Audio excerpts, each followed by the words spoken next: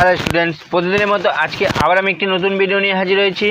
আজকে আলোচনা করব ফোর্থ সেমিস্টার শেখ হিস্টোরির প্রশ্ন নিয়ে আলোচনা করার জন্য অনেকেই আমাকে কমেন্ট করেছিল, তাই শেখ হিস্টোরির প্রশ্ন নিয়ে আজকে আলোচনা করছি। এর পরবর্তীতেও কিন্তু করতে থাকবো। আজকের প্রশ্ন কি বলছে, ঔপনিবেশিক আমলে ভারতীয় স্থাপত্য ভাস্কর্যের স্বরূপ আলোচনা করো। ঔপনিবেশিক আমলে ভারতীয় স্থাপত্য ও ভাস্কর্যের স্বরূপ আলোচনা করো। তোমরা যারা আমার চ্যানেলে নতুন তারা চ্যানেলটিকে সাবস্ক্রাইব করে নেবে, তাহলে সবার আগে নোটিফিকেশন তোমাদের কাছে পৌঁছে যাবে। কি বলছে আজকের উত্তরে, ব্রিটিশরা যখন শাসন ক্ষমতায় আসে, ভারতের শাসন ক্ষমতায় আসে তার অনেক আগে থেকেই বাংলার অঞ্চলে শিল্প স্থাপত্য রীতি সমৃদ্ধ ও সুন্দর চমৎকার। বাংলার বিভিন্ন প্রত্নস্থলে ধ্বংসাবশেষ থেকে স্পষ্টভাবে তখন প্রমাণিত। এর সূচনা পরে এখানকার হীরামঠ শিল্পে একটি দীর্ঘ ধারাবাহিক চর্চা চলছে।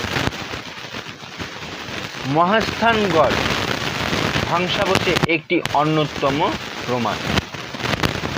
প্রাচীন সময়েও নির্মাতারা ইট তৈরি ব্যবহার অতি উন্নত কৌশল নিয়ে স্থাপন কাজ করেছে। সোনারপুর মহাবিহারেও ভারতীয় উপমহাদেশের মধ্যে তখন ছিল সবচেয়ে বড় বৌদ্ধ বিহার হিসাবে একটি বিবেচিত স্থাপিত বোধ হয়। তারপরে কি হয়েছিল, কাঠামোর অনুপাত এবং নির্মাতাদের স্থাপত্য কৌশলের প্রতি চরম সংবেদনশীলতার বিষয়টি তুলে ধরা তখন হয়েছে। 8 থেকে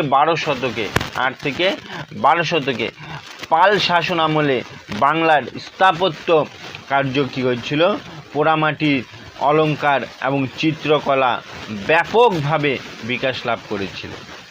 সুলতানি আমলে বাংলার এটি স্থাপত্য ভাষা সংস্কৃতি ও স্থাপত্যের উন্নতি অনেকটাই ঘটেছে।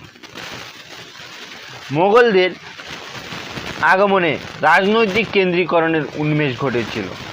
তখন অঞ্চলে স্থাপত্য রীতি বলতে বোঝানো হতো দিল্লির নির্দেশনায় বাংলার শাসক কর্তৃক কী হচ্ছিল, প্রয়োগ কর্তৃক ধারণা ও আদর্শ।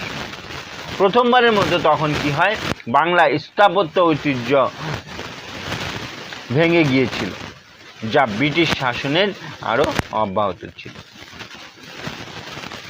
ইউরোপীয়দের আগমনে বাংলা স্থাপত্য পরিবর্তিত গুরুত্ব ও বাঁক বদল হয়।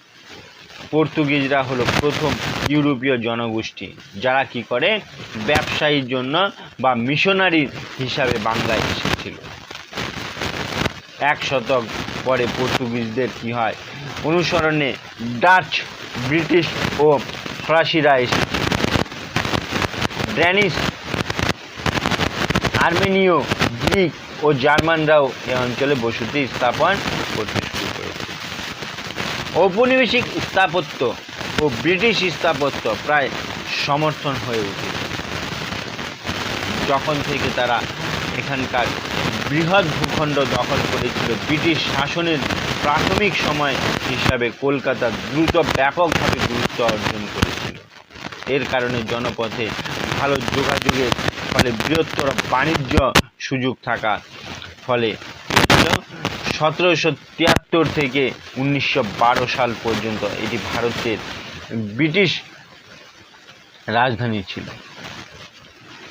200 বছরের ব্রিটিশ শাসনের সময় বেলভেরিয়া হাউস, রাইটার্স বিল্ডিং ও ভিক্টোরিয়া মেমোরিয়ালের মতো স্থাপত্যকে বিভিন্নভাবে তাৎপর্যপূর্ণ এবং ইরামত পশ্চিমবঙ্গে তখন নির্মিত হয়েছিল।